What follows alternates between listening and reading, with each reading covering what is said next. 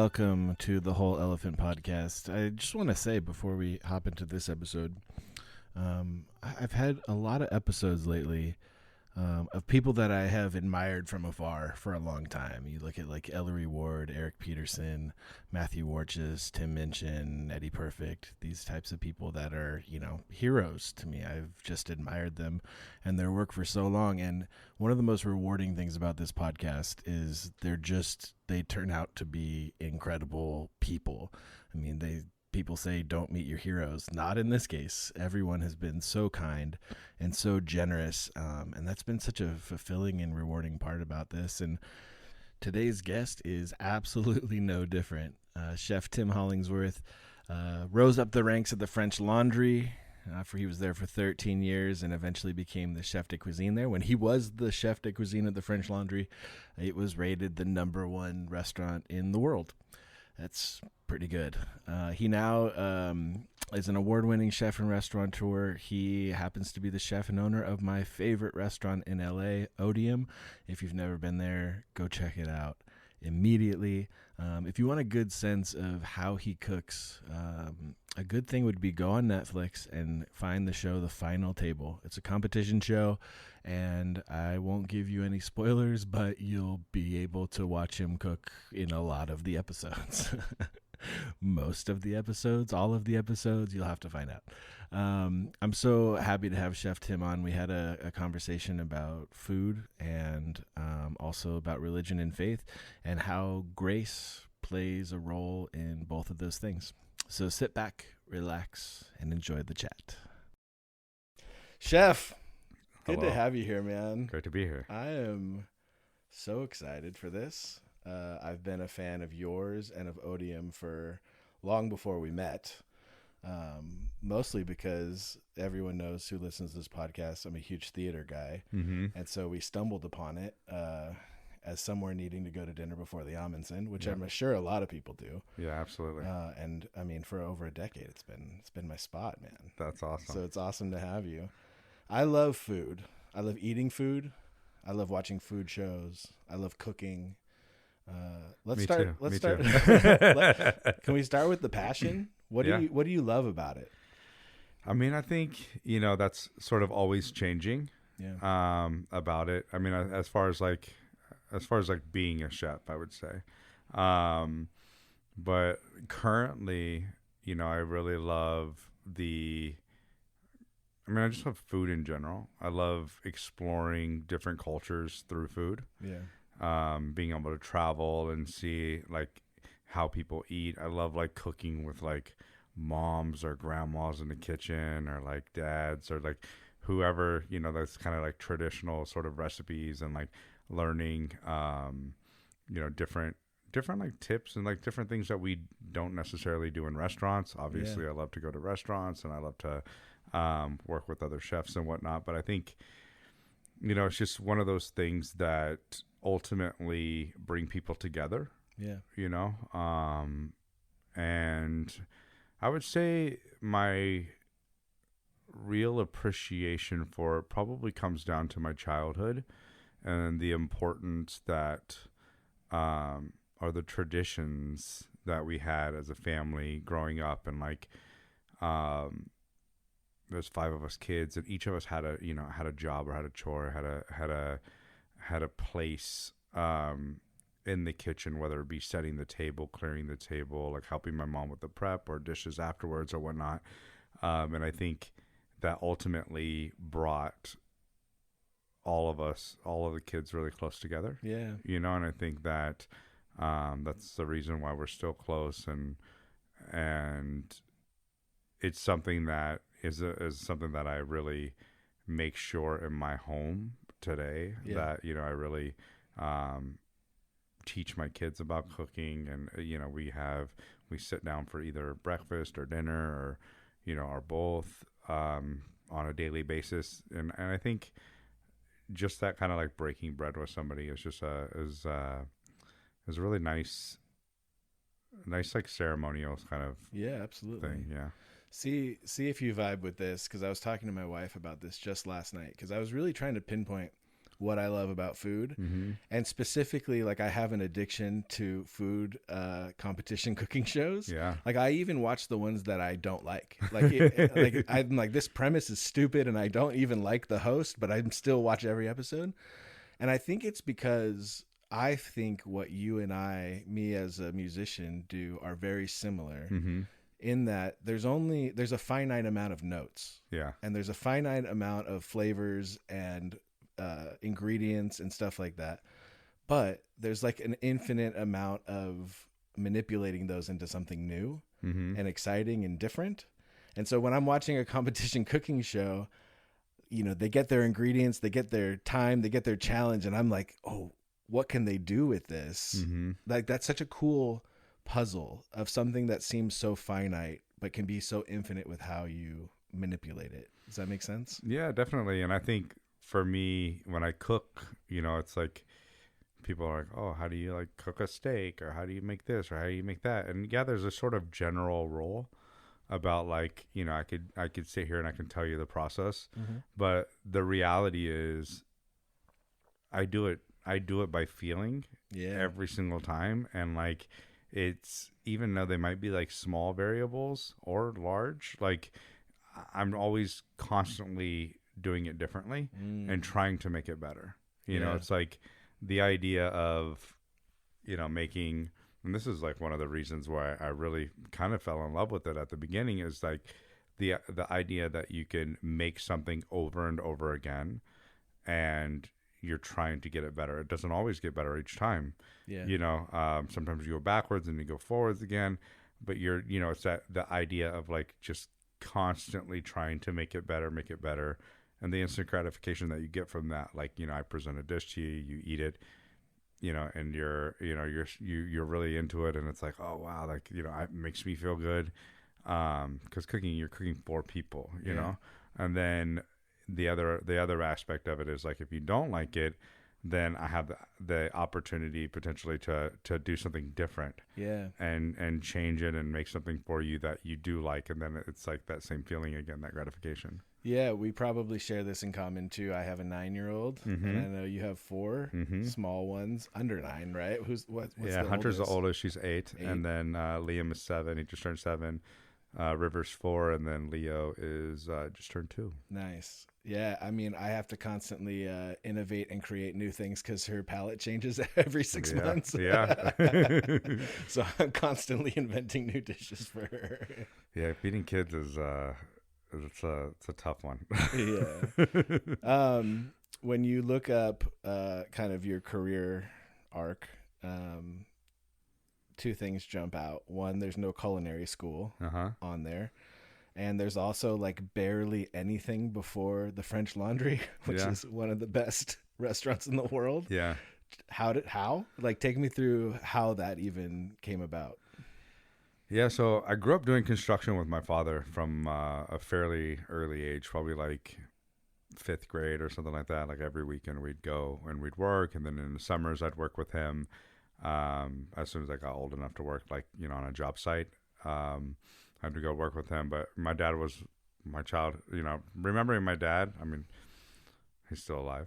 So, but thinking back on the childhood, it was really, you know, I spent a lot of time working with him, and, you know, he instilled like great work ethic in me.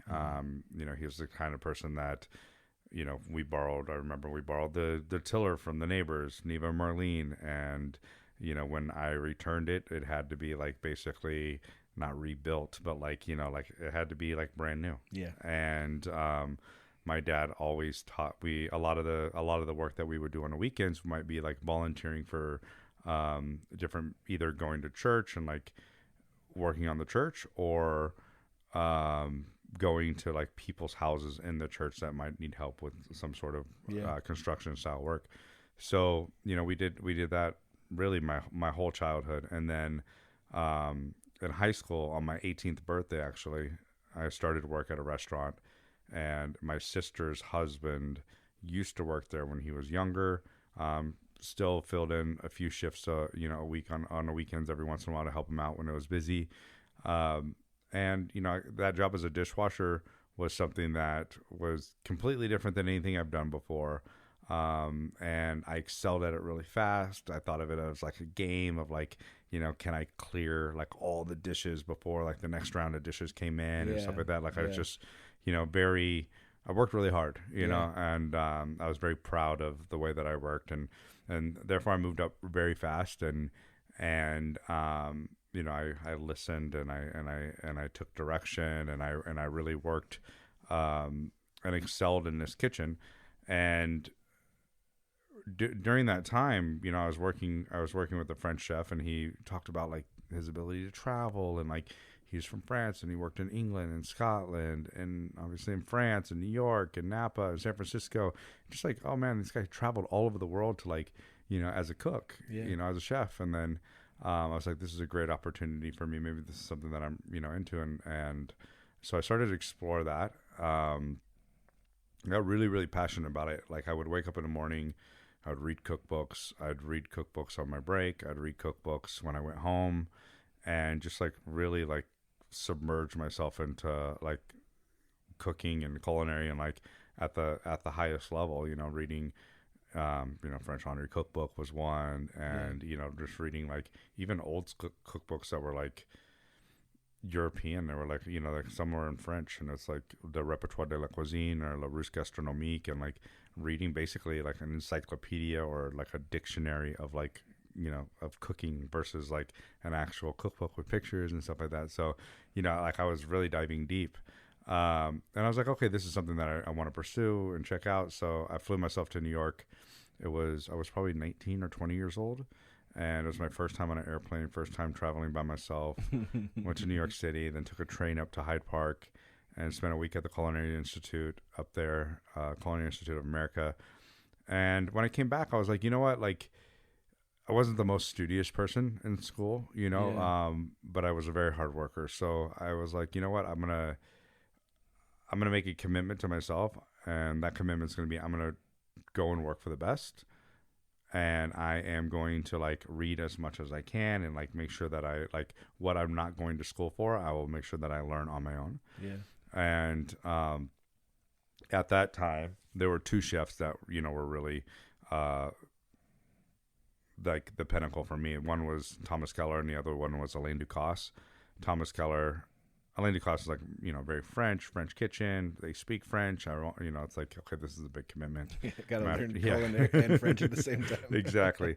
And then, Thomas Keller had the French Laundry in Napa Valley, and I grew up in Northern California, and I was like, okay, this isn't that far from my parents' house. And like, it's one of the best restaurants in the world. Like, this is where I want to work. Yeah.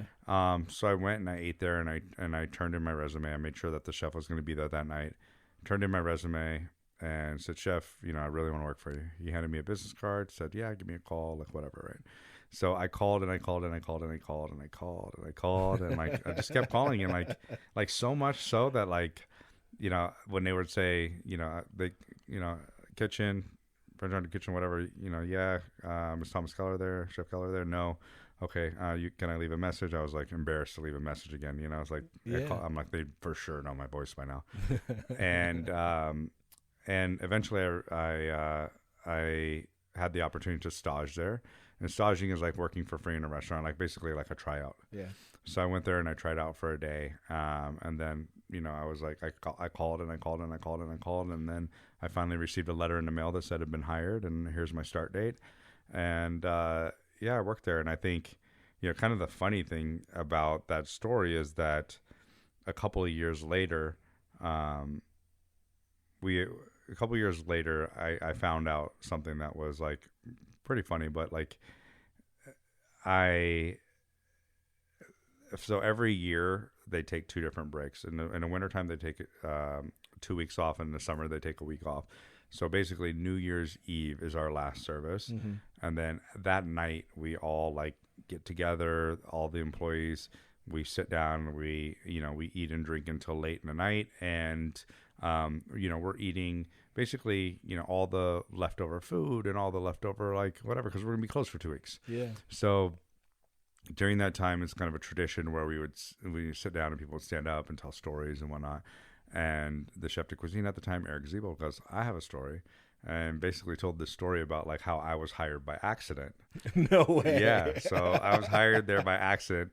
like sort of like a glitch in our misunderstanding, I guess. Like Eric Ziebold had said no, and Thomas Keller had said yes. And they were surprised when I like showed up that day. There was actually, No when I showed up the way. first day, there was another guy right next to me, and we were working on the same station. And I think they were a little confused as to why I was there. And they were like, oh, maybe we'll send him down to Bouchon or whatever. And then, Yeah. but for whatever reason, they kept me around, and I continued to work there. And I worked, I worked there for, 13 years, and it was a pretty amazing experience. Definitely an intense kitchen. Definitely being a young chef there, like a tough kitchen to like really like. It's a huge leap from where I was before. Yeah. Is this a path that you would recommend to a young chef at this point? Or are you like, go to culinary school, I had a lot to learn, I could have gone in more prepared? Or did you feel No. like trial by fire was the way to go? I feel like everybody is different. So it really depends on your personality. I definitely don't think you have to go to culinary school. If I was to go back over and do it again, I would probably, of course it depends on like sort of your journey, and what you ultimately want to do. But like, I would go back and I would do business. I would get a degree in business or something like that, because for years and years and years, all I studied was food, right? Yeah. It was food, it was techniques. It was like, and then all of a sudden, I open up my own restaurant, and it's like, I'm dealing with finances. I'm dealing with like everything else. And it's like, okay, well, I'm okay to learn. Like I get things sort of quickly. When it comes to all of that stuff, it makes sense to me. Yeah. But like, if I had a really strong foundation in that, I feel like it would have been better for me. Right. There's kind of like, I'm thinking specifically of The Bear. Have you watched? Mm-hmm. And their portrayal of the high-end kitchen and the intensity and you cannot F up type of environment. Yeah. Is that a Hollywood perception of what that environment is like, or is that very real, high pressure, intense every day? The Bear's mellow. I mean, like the like people. I know there's a lot of different kitchens in the world. Yeah. And there's a lot of different levels of kitchen and stuff like that. And there's like different times, right? Like I'd say, the Bear is probably not incredibly realistic today. Yeah. Maybe a little bit, but like that sort of intensity. I mean, it's like sort of very mellow in comparison to what the reality was like when I was growing up in the kitchen. Wow. And the kitchens that I spent time in, because during my breaks, I would go and I would go on, and I would go and travel, and so we had the 2 weeks off in the winter, 1 week off in the summer, and I'd go and like work in England, or go work in France, or go work in Austria or Germany rather. And like, like I traveled and I would go and work on my holidays just to kind of like go and experience the culture. Going, being at one kitchen for a long time is good. You have the opportunity to really learn how things are done, but what you miss out on is like seeing what other people are doing. So I made sure to like spend that time, spend my vacations kind of like going and exploring. And getting that experience. But yeah, I mean, the Bear is, I would say a lot of people that I talk to that might be in the industry but are not even in the industry anymore might be like, oh man, it's like flashbacks, and it's like, stresses me out and stuff like that. I laugh, I that sort of feeling, that sort of environment, I thrive in. And not everybody does. Some people shut down. But I personally thrive in that. I enjoy that. I laugh at it, like I think even in the moment, it's funny sometimes, like sort of those really stressful, the more stressed, the better sometimes for me. Yeah. So Joel McHale undersold it. Interesting. Is it the pressure of maintaining the Michelin star? We can't keep charging these prices unless it's perfect. Like, what is the pressure that you feel in the kitchen in those moments?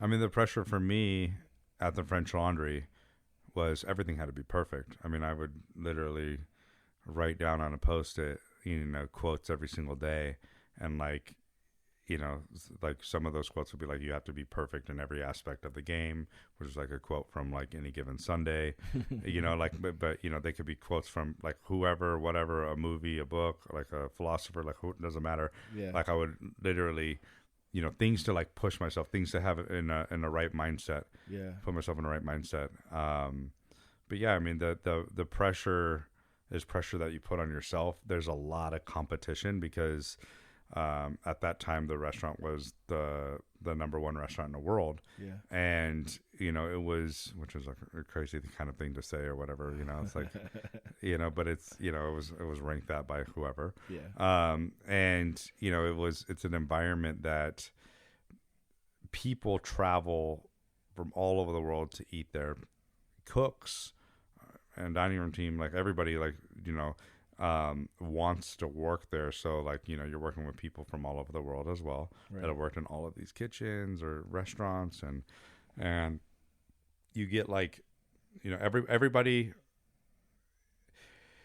I guess you'd equate it to like a professional sports team, right? Like the difference between like your high school basketball team or like the Lakers. It's like this is like everybody plays at such a high level, right, so you're surrounding yourself with that. So you have to be on your A game, and then you're competing with other people in sort of this friendly kind of competition. And then there's this like, when I was the chef there, there's just like this pressure of like, okay, we have 3 Michelin stars, like we're the best restaurant, all this stuff. Like the only place to go is down. Right. Like where do you go? Right. You, like right. like if you're the best, like the only like one day you're not going to be the best, right? Like it's like, and thinking about like, oh, do I lose? If I lost a star for Thomas Keller, like what is that feeling like? It's like that pressure. I'm sure Thomas feels pressure, of course, but like that pressure was really on my shoulders, right? And so therefore nobody can mess up. Everything has to be perfect every single day. Is there competition within the kitchen? Like, is the guy on sauces looking at you going, I could do better than that? Is there that vibe, or is it more family cohesion team vibe in the kitchen? Or does it matter on who's in the kitchen? It's, I mean, I would say it was different throughout my time at the French Laundry specifically. Mm-hmm. And that's like at a sort of an elite level. Like, at Otium now, it's not like, there's not like necessarily that feeling of competition, but in the environment that I grew up in there, it was very much like we would have VIPs, right? And every day we would sit down and we'd write the menu for the next day. Right. All right. So every night after service, we'd sit down, we'd write our dishes, we'd come back in the next day, we'd prep, we'd work service. You'd also have VIPs.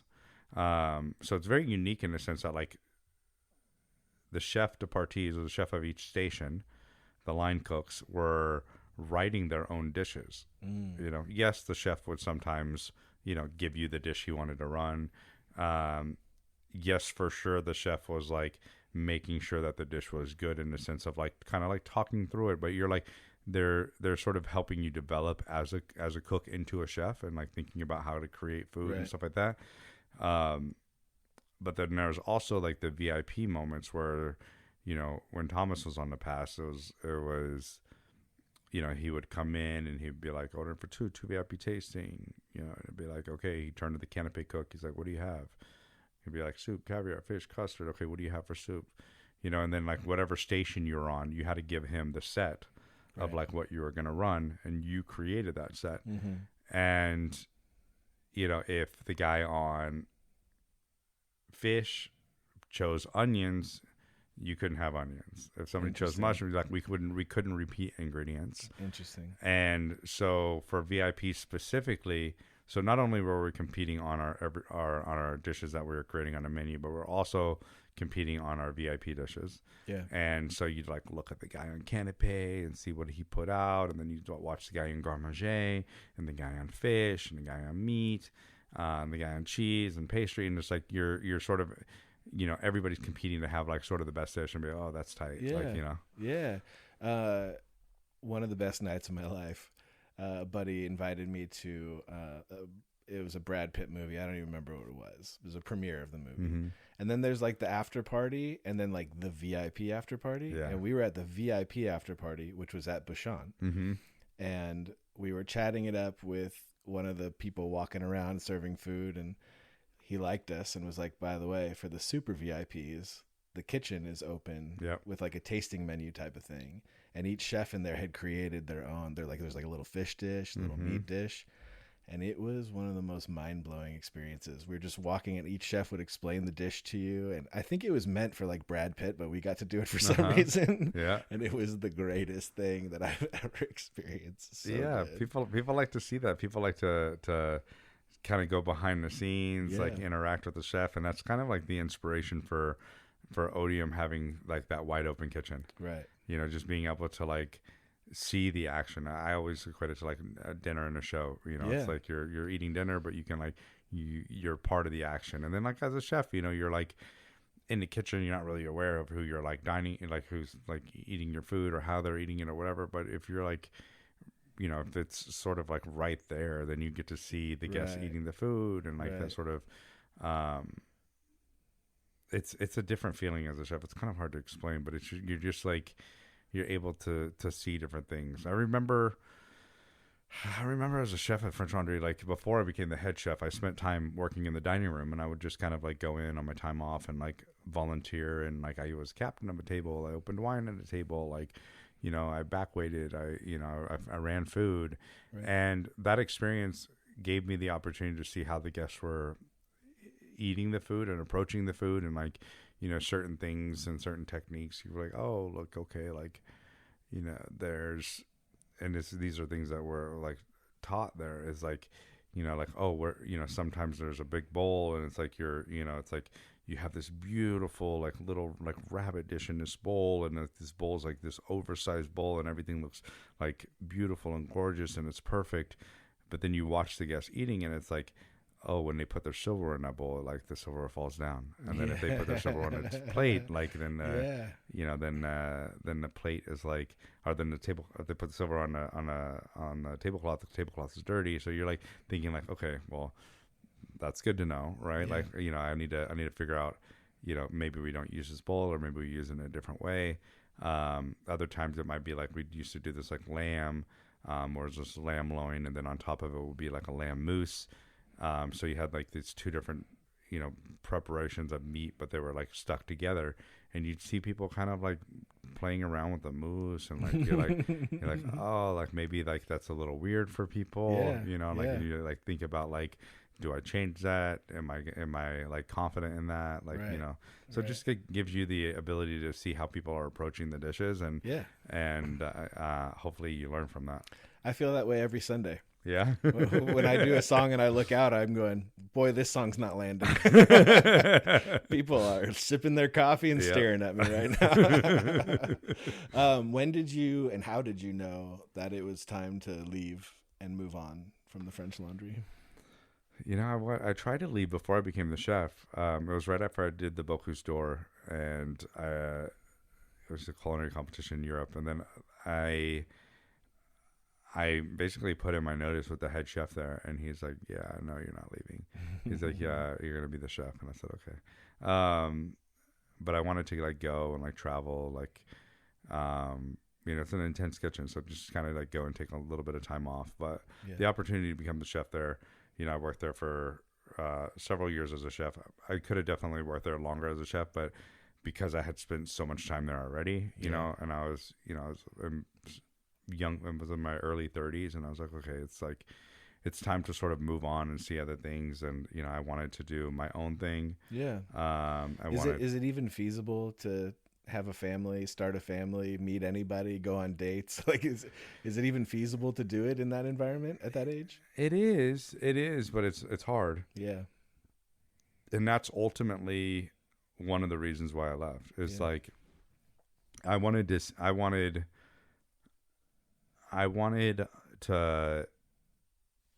seek out like sort of I wanted to pursue having a family for sure. I knew that was important to me. Yeah. And I wanted to seek out sort of other aspects rather than just standing behind the stove every single day. Right. And so that journey is what like made me take the leap to leave. I wasn't sure what I was going to do. I didn't have a job. I just kind of left and like left everything up in the air. I got offered, a chef job in New York. I was thinking about that. Ultimately, I decided to move down to LA and pursue a little bit of like a media. That didn't really work out right at the beginning. And, so I'm like, just kind of like figuring things out. But like part of, you're so immersed in that environment and that culture. You kind of need to like leave it and sort of like decompress a little bit and then figure out what you want to do. Yeah.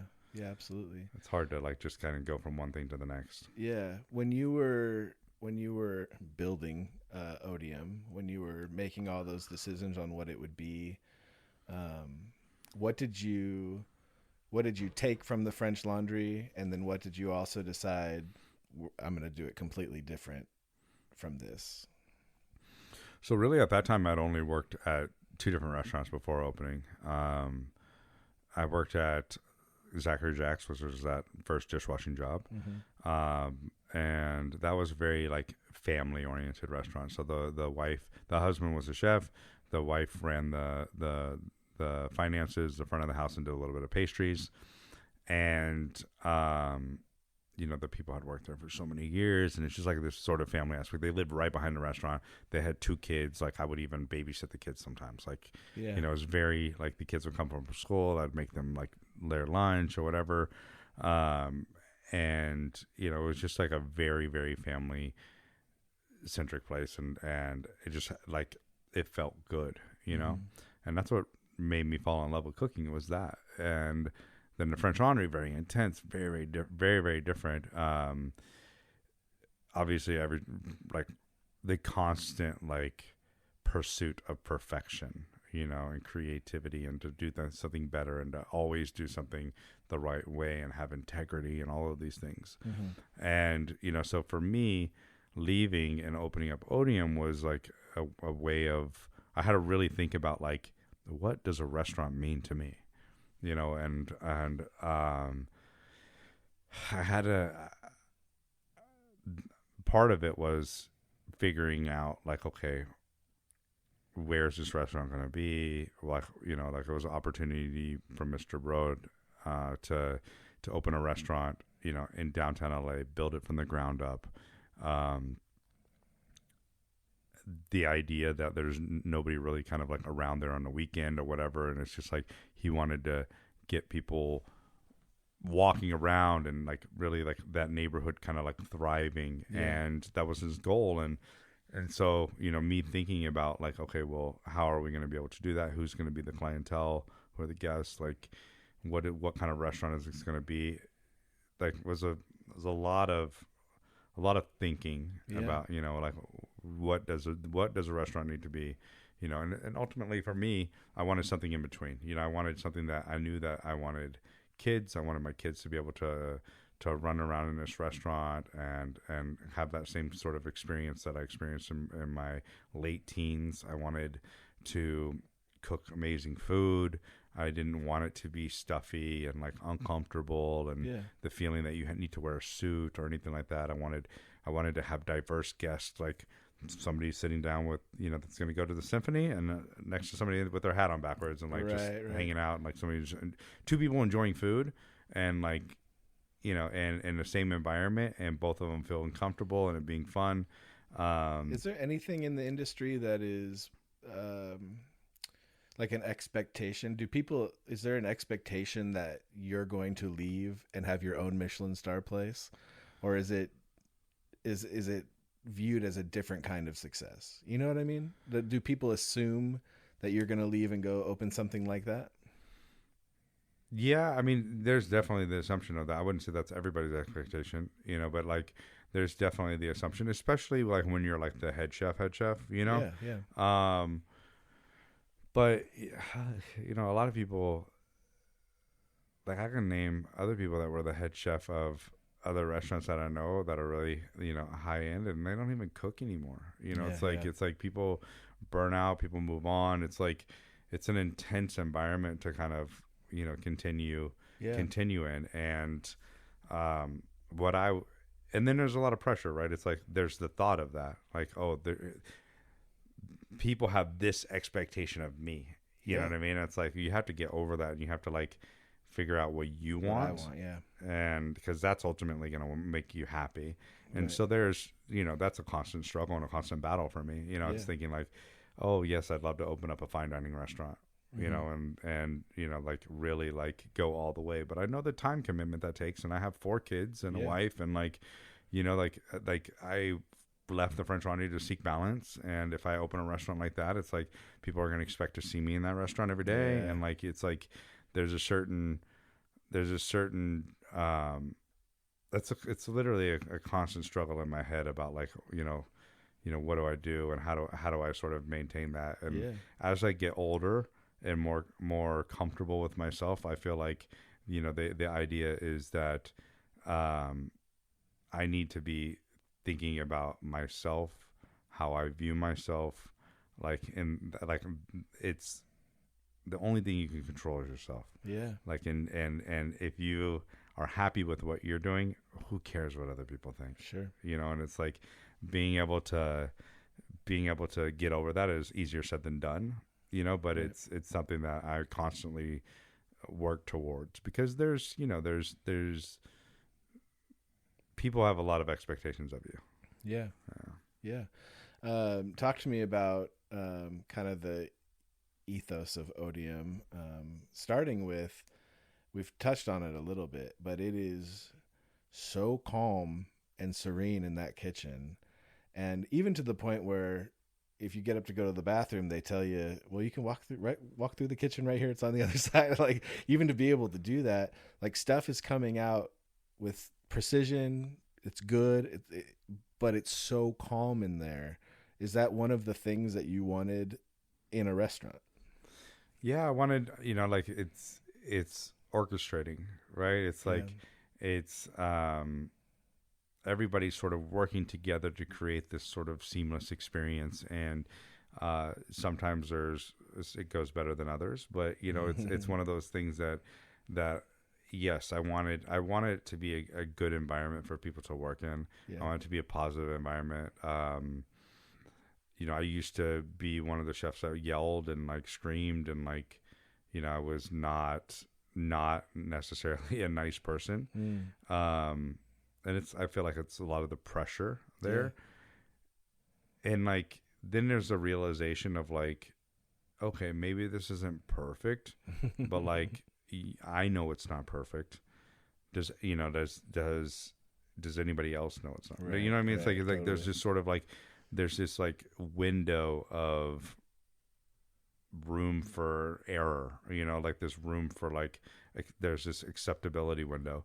And as long as like, you're working towards that, I think that is a better thing than like trying to get every single thing perfect every single time. It's like, it's not really realistic, and teaching and nurturing and creating a positive environment that people thrive in versus one that people are scared and like people mess up because they're scared. I think at French Laundry it was a very tough environment, and depending on who the chef might be at the time, maybe that chef was like really brutal and yelling and stuff like that, and it was also a different time. Like, this is like a while back. And before we knew about mental health. Yeah, exactly. Like, there was really no and that for me, I thrive in that pressure. Like, it was no problem for me. But somebody else breaks. And I've seen a lot of people break and get built back up and then thrive, and I've seen people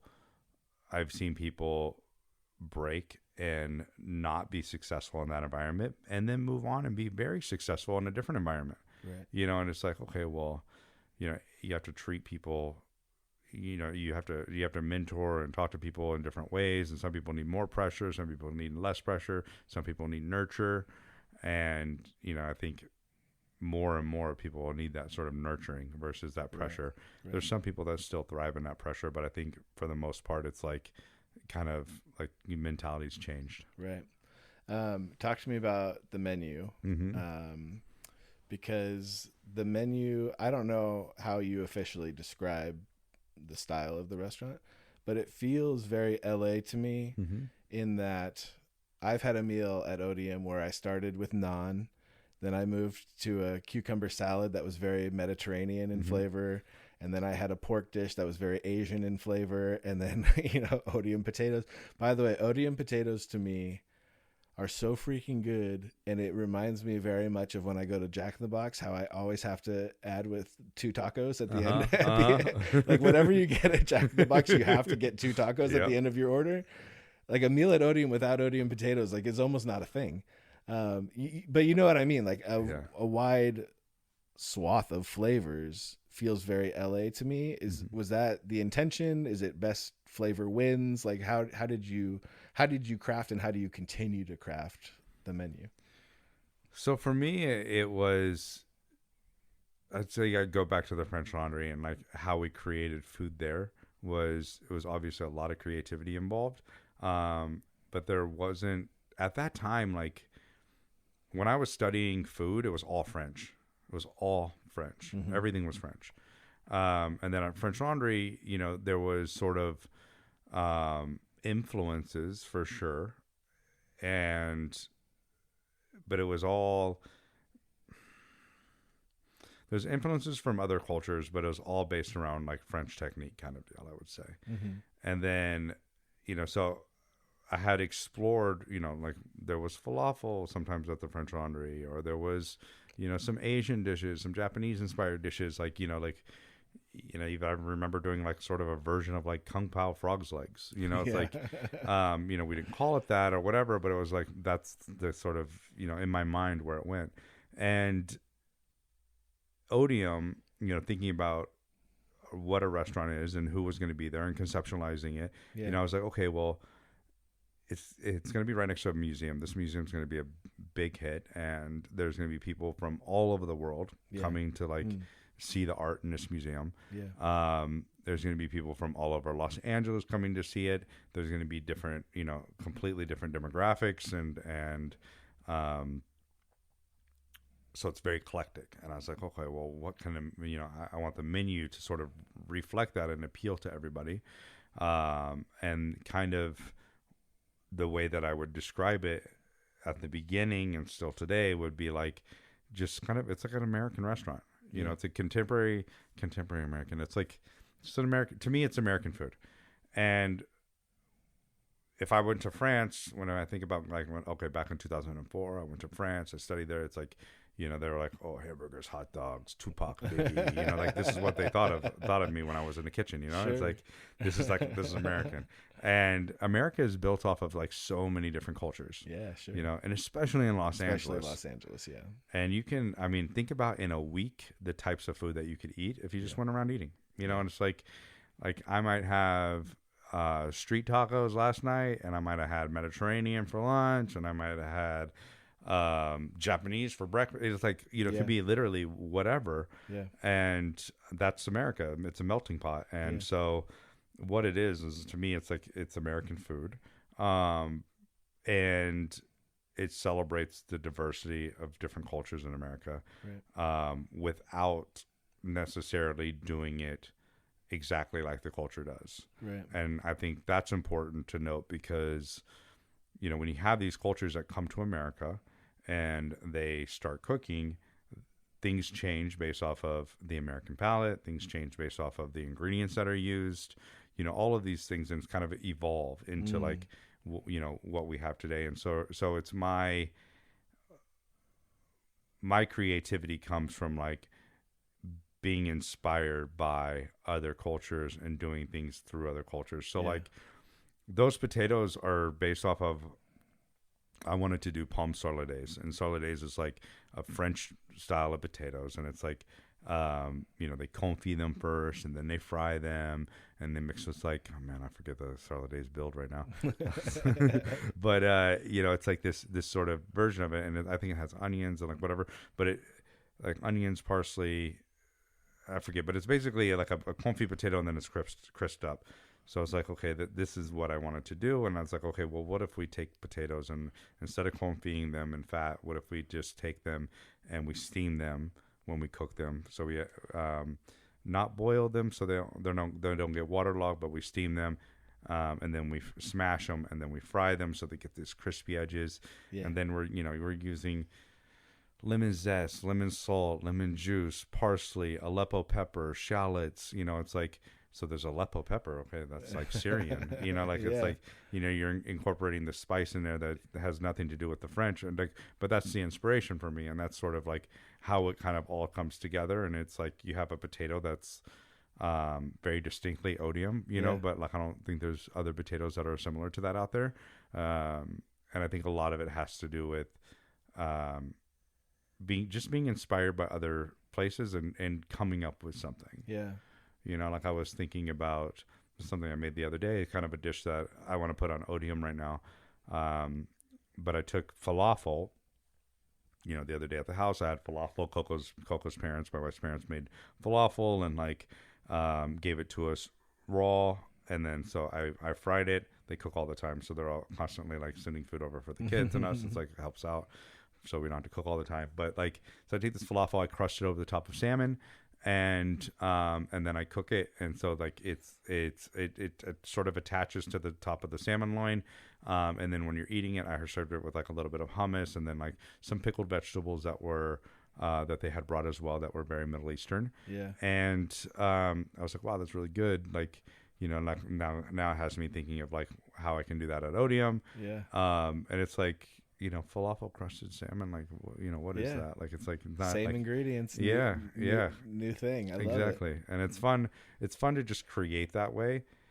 Like, truthfully, it's like you don't have parameters. Yeah. And like to cook without parameters is like really a cool thing. Yeah. That's awesome. Okay, steamed and then fried. Last time I was there, we were like, okay, it can't be boiled because it would just smash and you couldn't be able to fry it. That's interesting. That's awesome. Yeah, you can make them at home though. Like if we deep fry them and all that kind of stuff, but I make them at home sometimes. Or maybe you can make them at home. We'll make them together. It's easy, but you can like you can boil them. They'll just be a little bit more waterlogged or whatever. But you have to like just kind of like cook them lightly. If they start to break open or anything like that, it becomes a little bit of a disaster. By the way, this morning I was just kicking myself because I was like, why did I have him come here? I should have said, hey, can we record a podcast at your house while you like cook me something and we just chat while you make me something? What a moron. We're sitting in this room just chatting. Hindsight. So dumb. I think it's interesting. I think your career arc kind of also matches the arc of food on TV, on competition shows. I went back and I watched season 1 of Top Chef. Mm-hmm. I think I could come in 5th right now. Like it was terrible. There's like 3 good chefs that season. It's terrible. But the quality of chefs that are competing in this thing has grown. Not to mention, it's a legitimate business. Guy Fieri is everywhere on my TV. Has that been interesting to you? How have you been involved in kind of that arc? Was it something that was kind of kitsch for you, being at a fine dining chef, seeing that grow? Was there a divide, or did you feel connected to it? There's a sort of like, I mean, when I first started cooking, right, I watched cooking channel. I watched, like Emerald on TV. I watched Bobby Flay. I watched like Sarah Moulton, Ming Tsai, all of these kind of like Food Network people just starting out. And some, Julia Child, Jack Pepin, like I watched these people, and they were like, that was like the beginning of the celebrity chef era. Yeah. And, to me, I sort of looked down upon that a little bit at that time. Yeah. And I was like, oh, like, no, I had 3 Michelin-star chef, and like, right. Like, like this sort of, And now it's, but I think like rightfully so at that time for what it was. yeah. And then now like everything is sort of changed. And now you have people getting into the culinary industry for the exact opposite reason. So they're going in there thinking, they're seeing all these celebrities, seeing all of that. So I think that sort of dilutes things a little bit but also, that creates, a lot of competition. I mean, the food in the world has changed so much since then. It's like everything was French. Now everything is like, it's cool to like celebrate your culture and show that through like, or how you can cook really whatever you want. Right. It's just evolved. I mean, people are, and information is everywhere, right? Like, it's like information is everywhere. You can see what people are doing. Before, it's like, I mean, to see a picture of like all the food pictures were like in publications. Yeah, totally. Like I remember starting at the French Laundry, and like I would go to the, like I didn't have a computer. Right. Like, I had a cell phone, barely. It was like literally, and that was like a freaking Nokia, whatever. Yeah. It's like I had my first email address when it was like 2002. That's like a year and a half after I started the French Laundry. It's like, right. that's I would go home and I would read cookbooks. That's like that's where the information came from, is like from a book. Yeah. And now it's like, information is right there. Yeah. Like it's, I might come up with a dish and like be like, oh, how do you make that? Let me look. Let me Google it, and like let me see a few different recipes. Okay, and then I'm gonna go and like interpret it and do it my own way. Yeah. But the information is right there. Yeah. Before it was like, I remember one time at the French Laundry, sitting there at the past, writing the menu for the next day. I was a young chef. I was probably like 22 years old, and Thomas was, he's like, okay, tomorrow you're gonna run like frog's leg grenobloise, and it's got parsley, lemon, and I went capers. I had to go home and like literally I looked through. I had however many books at that time, maybe like 25, 50 books, and I'm looking and seeing which book had frog's leg grenobloise, looking it up. Okay, what is it? Like, how am I gonna like sort of interpret this? Like literally, I'm like going in the next day, figuring it out, and like that was like how I would get information. Yeah. And that's like, now it's just very, very different. And I think it's cool to see where we're at today and see how it will evolve. Some of it is great, and others of it is like, information is coming too fast too. Yeah, it's like, sure. like you have experienced a restaurant before you've been to it. Right. No, that makes sense. Yeah. I open up my fridge every night and pretend I'm unchopped. Uh-huh. Like, what do we have in here? I have this, and this. What can I make? This is awesome. Yeah, it's fun. And to be able to do that, that's a talent to be able to do that. Like, some people can't look into a fridge and put things together. And even some cooks, it's like that's the ability to be able to do that. Like, is like, that shows the creative side. Right. Because other people might just be, they have to follow a recipe. Right. No, I'm not a recipe guy at all. Yeah. Building blocks of flavors and then just try to put them together that's like the fun of it. Yeah. Exactly. Following a recipe almost isn't fun to me, which is why I don't really bake, because you kind of have to follow the recipe more. I kind of like more, I have gochujang, I have chicken, I have lime, I have honey. Let's see what we can do with this. Yep. This is going to be fun. It's kind of more my style.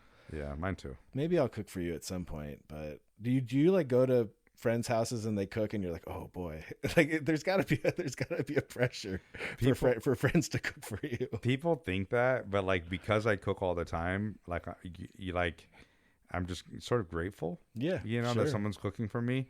And I have the ability to be able to like just turn off my brain and eat and accept and appreciate things for what they're worth. And that could be at a restaurant too. It's like, like I can eat a taco from a taco truck to like a three-Michelin-star restaurant, and every single thing in between. The only thing I really care about is from like a price point standpoint, and being like, okay, like, that was really like not I overpaid for sure. that, or, something was really not right. But like, for the most part, my expectations are are kind of like, I want to just go out and have a good time. You know, I sure. want to be able to turn it off. Of course, there's meals where I get super inspired, and they happen in like the most random places. You know, like Yeah. the dish that I won the final table with was like the sauce on that dish is a burnt allium puree, and I think that really like brings the whole dish together. Mm-hmm. And that sauce is inspired by like being in Mexico. It's not a Mexican sauce by any means, but being in Mexico and like at a taqueria. Yeah. And they serve like these grilled onions with lime and Maggi seasoning, and then my buddy made the salsa separately of like burnt habanero peppers, and it was just basically burnt habaneros just pureed, and it was crazy spicy, but it had like this amazing, like you just kept going back. It was like there's a depth of flavor, and so the combination of those two things in my mind created that burnt allium puree, and it's like that's the inspiration. It's not the same thing by any means, but like that's where it came from. Yeah. That's cool. You know, I like that. Yeah. I could talk to you about food all day, but we got to pivot to talking about God, religion, spirituality.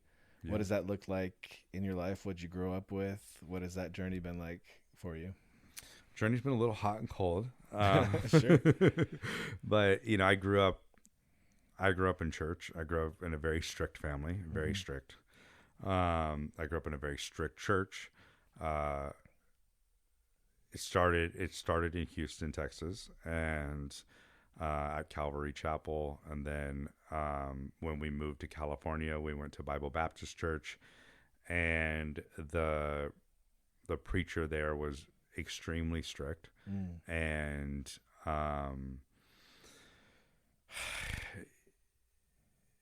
so and judgmental, and you know, it was like hellfire and damnation. It's like, you know, it's like very being preached at, you know.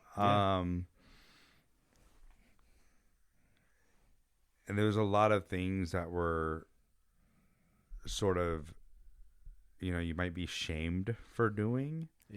And I don't, you know, I struggle with like the memory of that. But I mean, we went to church in my adult life. I struggled with that. And as a kid, it was just normal. You're just surviving.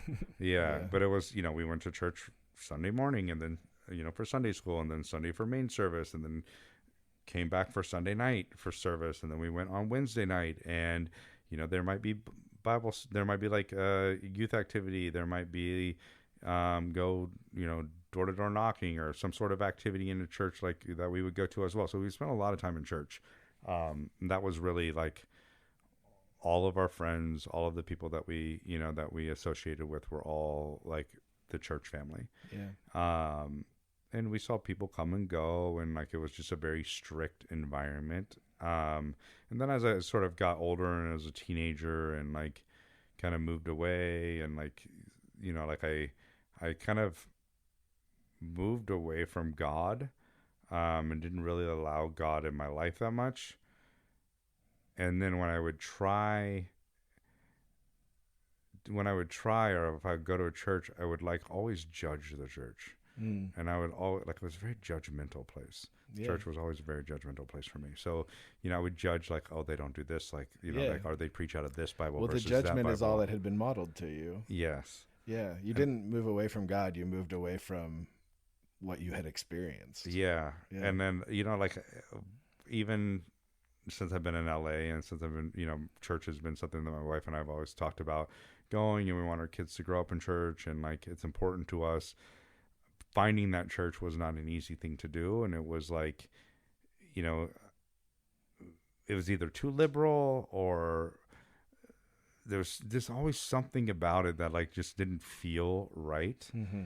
And one thing I appreciate about Pastor Dave is that I feel like he sort of grew up in the same style of church that I grew up in. Totally, yeah. And he references that, so that it's kind of, there's this sort of comedic aspect to like, and similarities that I like, you know, that I kind of laugh at, whether or not they're extremely similar or not. Like, it's like I think they are, and And now, you know, it's like some of the messages that he's preaching about, like it's really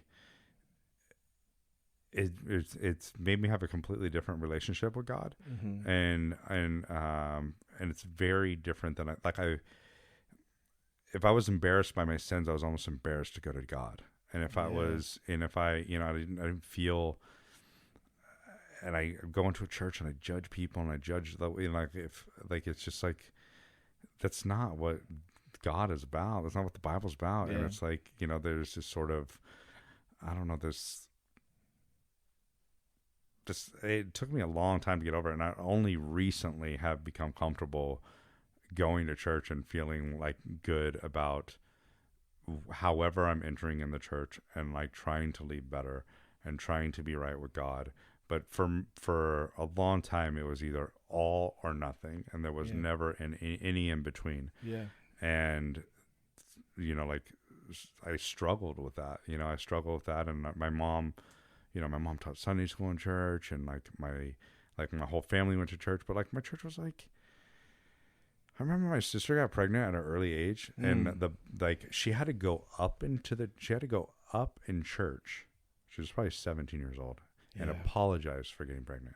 I've heard of these stories, and I've been close to these stories. Same thing, yeah. And my other sister, wild. Yeah, my other sister. I mean, like that's like blows my mind. Like literally blows my mind that would happen.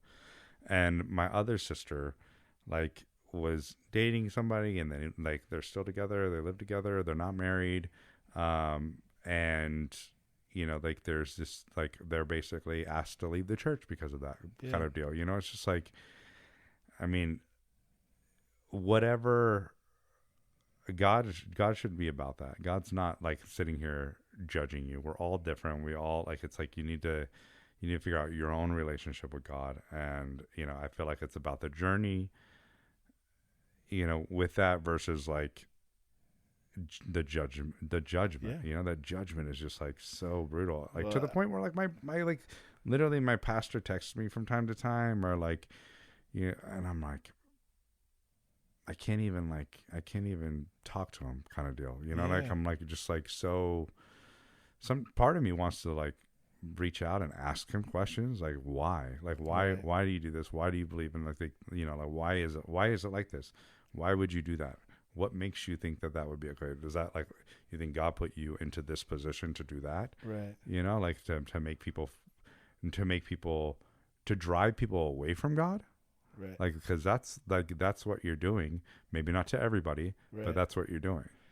This is really interesting because it's interesting to me that in a professional setting, you thrived under the pressure of perfection and somebody over your shoulder yelling at you, but at the same time, you knew on a spiritual level that that's not what was sitting right in your soul for somebody to sit over your shoulder and preach damnation at you, and then you open Otium and create an environment where even food doesn't have to be about perfection. That there's a window of grace within a dish. If it doesn't have to be perfect, even though you know what perfection is.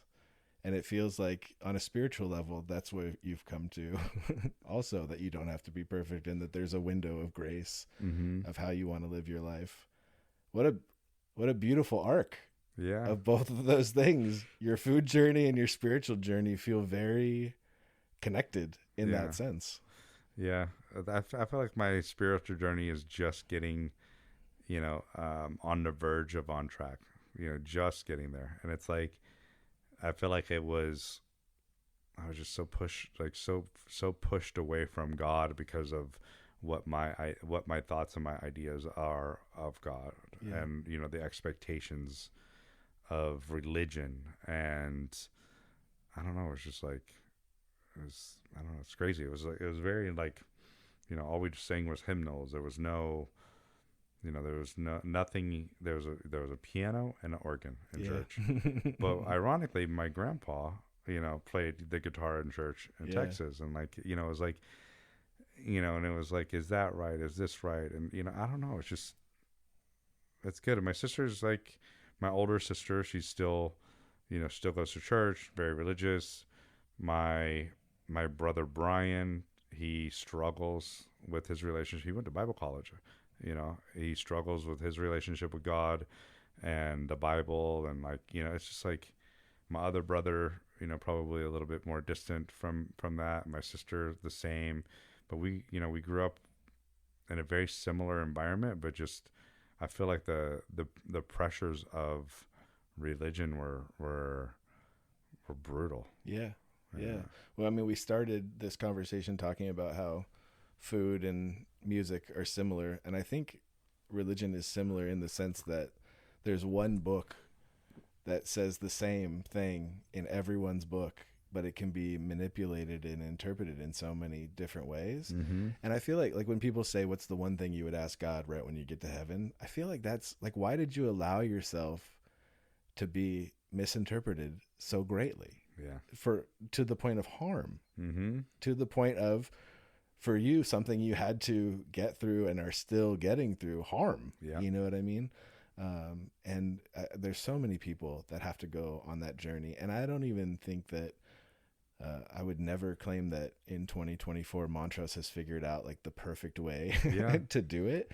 But hopefully we're at least in that window of grace, of good enough to serve people, and good enough to put positivity and who close enough to like describe who God really is and who you can be with him.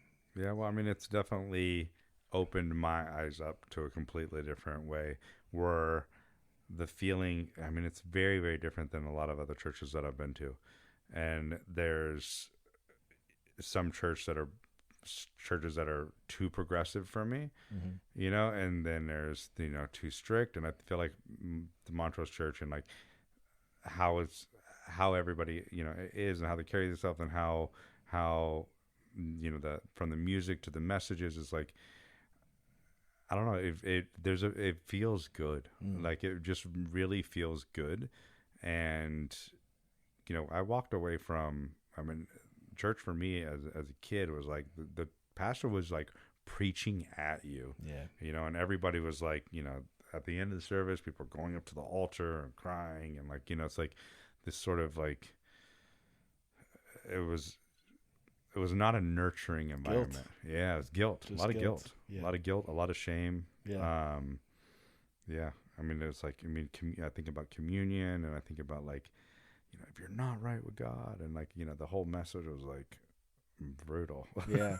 Well, I mean, what a beautiful time for this to happen, because you can give your kids a completely different narrative than what you grew up with. Mm-hmm. And so, I mean, what a beautiful time to be going through this and figuring out yourself so that you can pass on something completely different. Yeah, 100%. 100%. It's important. It's important for me to share that with them. It's important for me to teach them differently than I was taught, or I don't say better than I was taught, but like, I appreciate the way I grew up. I really do. But like, it's, there's things that there's obviously, even myself, there's things that I would change about myself to do better. Right. Like, so it's like, how do I be a better father? How do I be, how do I provide a better home? And like, how to, raise my kids in a better environment and all of these things while still not being like completely easy on them and making everything easy. Like everything, it's like the world's a tough place out there. You need to be prepared for all of those things. So it's like, it's that balance of like love and like nurture and like, and discipline and like, but I don't know that I don't even know that I can ever figure it out for myself necessarily for anybody else. But, like that's again, the journey of like trying to be better, trying to get better, trying to live right. And I think God is a great person to be able to look at, to see, and to look to for helping with those decision making and just, raising them in a way that, it's a lot of pressure raising kids. Yeah. Dude, I got to get you out of here. Okay. But what are you excited about coming up? How can people follow what you're doing? I think you're at Chef Timothy Hollingsworth on all the things, right? Yeah, I think so. Yeah, my wife handles a lot of that, but yeah, she's like at Chef Tim Hollingsworth, or Timothy Hollingsworth maybe. And then yeah, follow me at Otium. A couple projects down the road. I have a couple TV shows coming out mid this year. One is there's going to be a special on Roku about chain. That's going to be there, and then there's going to be another one is The Great American Recipe, which is a show on PBS where I'll be one of the judges for the season. So a couple media things, plus have a few restaurant openings coming in the next year. Oh yeah. Yeah, so a lot of good things happening. Awesome. Yeah. Well, dude, thank you so much for taking the time, man. Loved having you. Absolutely. Thanks for having me on.